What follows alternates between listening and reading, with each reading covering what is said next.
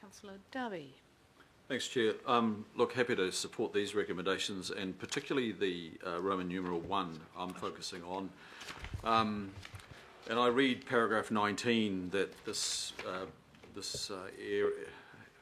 State Highway 20 Pūnui Road in this area is not on the NZTA program. It's not a funding priority, so it's not on the horizon. And I can't help but think of some of the misfiring from ministerial officers that's come out in the last week about telling us about our program and understanding Auckland. But if there's anybody that seems to really understand Auckland, it's our own Auckland Transport people in this council. We're the ones that are applying really deep analysis, and I think it's fair to say that the Ministry of Transport, in this case the New Zealand Transport Agency, is somewhat absent from Auckland, let alone understanding Auckland. And here we have a strategic route. It doesn't go to a runway where people fly in and fly out. It goes to the Auckland Airport Economic Zone, and around that economic zone 12,000 people work, visit, but mainly work. 12,000 I think work. The greater economic zone includes parts of South Auckland, and that enlarges to some 33,000 people. So we talk about this Pūnui structure plan, but this road actually, a road that is configured for a long future, and I don't expect it to be just a classic state highway because it's got to carry mass transit as well. Its catchment extends as far as the Hamilton Bay of Plenty Rotorua Triangle.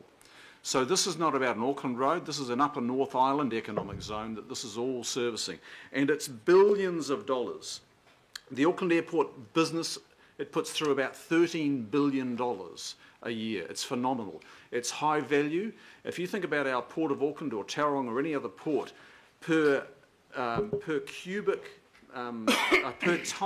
tonne, the value rate is 50 times going through an airport compared with a seaport. So it gives you an idea of the importance of these umbilical cords, and that's what Pūnui Road State Highway 20 is. So, Madam Chair, I just really want to home in on the absence of the NZTA on this critical route.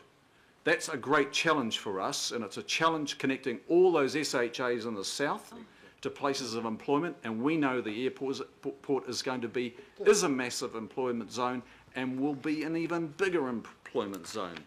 So, Madam Chair, happy to support it, but really want to emphasise that we need to get this government agency at the table and wake up to some of the things that we have identified through extremely comprehensive analysis as being critical connections in Auckland. Couldn't agree more. I've got Councillor Lee, and then the Mayor, and then Councillor Penrose. Thank you, Madam Chair. I take on board Councillor Darby's well-made points, but he might be being a little bit unfair on NZTA. Probably we could look at ourselves more critically in terms of this particular report, because NZTA has been working on rapid transit options and trying to future-proof for it, whereas this particular report doesn't seem to place any emphasis on that at all. So it's not just working with Auckland Transport Agency, we also should be talking about working with Auckland Transport and also on the smart rapid transit options and route protection. So I think to make that more comprehensive, I would like, may I suggest, Madam Chair, and hopefully with your agreement, that we mention Auckland Transport and also rapid transit options being dealt with under the SMART process. Okay. If that's okay. It just gives a more balanced, integrated approach. Okay, we can make that clear. I guess we presume that we're working well with ourselves and that we don't need to tell ourselves to work well, but it's, you know, if we need to underline it, there's nothing wrong with that. Mr. Mayor. There's a couple of learnings in here, Madam Chair, you know, today has been about reflecting on how we do things better, or look at what we're doing to recognise that they actually work. You've heard me a lot say around this chamber, pace of momentum. Sometimes it's not. Actually, sometimes you've got to go the longer road. Hopefully not too often, but on this one we needed to. I had a lot of pressure on me from Councillor Cowell and one or two others about the fact that, you know, we've got to move on this, got to move. I was aware absolutely of the concerns of local iwi and what we in the south had signed up to. And we'd signed up to a deal that meant that there would be no further development on this land, ever. So that's quite a strong commitment to make. And so on the basis that you'd walk away from that deal, you'd only do it really with everyone who had signed up to that deal agreeing that that's what you would do for all the very best reasons. Now, it became clear there are two ways forward. One of them was crash through the gates and try and basically just bully pulpit your way through. And the other was to actually get around the table. And the crashing through the gates, of course, was the legal option. And one or two of the people who are in the broader party to these negotiations wanted to try that option. And my view to them was, you're wasting your time. There is another way to do this. One, show respect to all the parties. Secondly, understand the history of what has been proposed here. Thirdly, get around the table, which is very symbolic because, of course, we're talking in item 15 about getting around the table and sorting out a long, difficult problem. And so this has been a successful example of what getting around the table actually means. One, in good faith. Secondly, with the best analysis and advice. Thirdly, on the basis that you're looking for a common goal. And we most certainly are looking for a common goal, and that is the appropriate and sympathetic development of this piece of land to the benefit of our community, in particular jobs. And we will do that, I suspect, as a final outcome. And it's great to hear that Te Akatai in particular feel like there is integrity in that process. And when that process is concluded, my hope is that we will be able to develop this piece of land in a very sympathetic and beneficial way. Secondly, the second learnings are this. It's really important to be joined up in transport, actually. And it was really with real sadness that I reflected on the Minister taking an example of Auckland's transport plan is not working, that we should basically put at the back of the queue the proposed rapid transit link to the airport. And by and large, on many occasions like that, I tend to just, as you note, take that on board and reflect on the fact that Parliament is a strange and interesting place. And it impacts on people accordingly. Because rapid transit at that airport is going to happen. And if it doesn't, we have got a problem. Houston, we have a problem. And so that will happen, and it's really important that we take the best analysis and advice and work that through, because the clear and best link from the airport to the CBD is basically north-east. And that is in through Onehunga and straight up the main trunk line. And so we need to just usefully and quietly continue to work our way forward on that matter. But what most people are doing coming out of the airport now, until such time as we get rapid link into the airport, and even when we do open up Waterview, is they're not going nor west nor east. They are going south.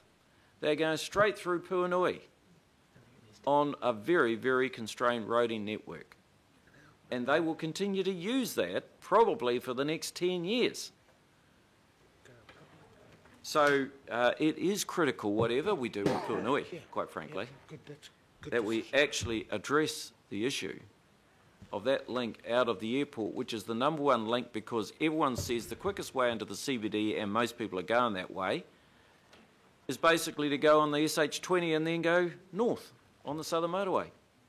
And that is the reason why we're seeing increasing congestion on that particular road. It is. So look, as I say, so there are two learnings here. The continued very best wise advice that I give people: breathe through your nose and take best advice. And secondly, get around the table. It's amazing what you can work out across your differences. So, yeah, this is a good way forward. I'm liking where it's at. Okay, thank you. I'll give the last word to Councillor Penrose and then I'll put the recommendations. Yeah, just firstly, Madam Chair, I'd just like sorry, to... on Councillor Webster, No, didn't see you. just on item 5, that's been added, I'd just like to get the officers' thoughts on that. And what if that would add value to the recommendations. What repercussions? What feedback? Through the chair, obviously we are aware of the work that has happened at the SMART program, and it is an issue that we have raised with both Auckland Transport and NZTA about their willingness to indicate a preferred route through this area, because it's difficult to have regard to a project that has yet to define their exact route. So it's difficult for us to protect that route in any provisions we might be suggesting through this rezoning and structure planning process. We are aware of the general area of their concerns, and they have been obviously bringing that to the table in our discussions. I don't think it's going to be necessarily resolved by the time we have to report to the hearing in October, November this year. So it's there as a note. It's not saying that we need to incorporate anything into it, because I don't think the project will have landed on a space to allow us to incorporate that into what we take to the hearings panel. So we are aware of it. We've had conversations with them. It has been part of the discussion around transport on this structure plan. But because it in itself has not landed on a final route, we will not be looking to do anything to protect it within the short time frame we've got at the moment. That would have to be a later discussion. Okay. So just in closing, Madam Chair, I just want to say that in light of the Mayor's comments, sometimes I'd like to see a bit more pace, and we often hear that from our members of our community. But, you know, again, I want to acknowledge, as I said, Anne's work to date in bringing those parties to the table and getting the way forward.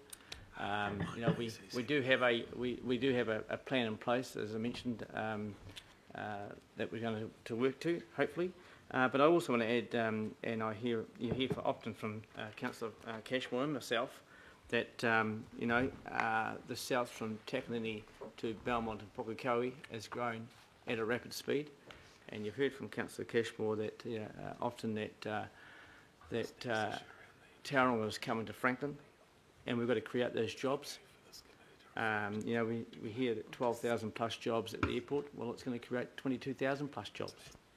And to me, when we see all these SHAs across our southern area, to us, it's about employment.